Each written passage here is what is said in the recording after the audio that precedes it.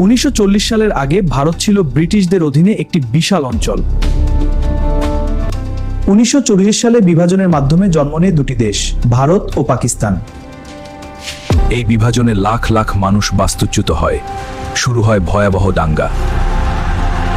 এরপর ভারত নিজের সংবিধান তৈরি করে নতুন রাষ্ট্র গঠন করে। 1950 সালে কার্যকর হয় সংবিধান, যেখানে ধর্মনিরপেক্ষতার ঘোষণা দেওয়া হয়। মানে সব ধর্মের মানুষ সমান অধিকার পায় এই দেশে। রাষ্ট্রীয় স্বয়ংসেবক সংঘ বা হিন্দু জাতীয়তাবাদী গ্রাফিক, তবে কিছু সংগঠন ভারতের হিন্দু রাষ্ট্র হওয়ার ধারণা প্রচার করে। দেশের উন্নয়নের জন্য আমরা অটল।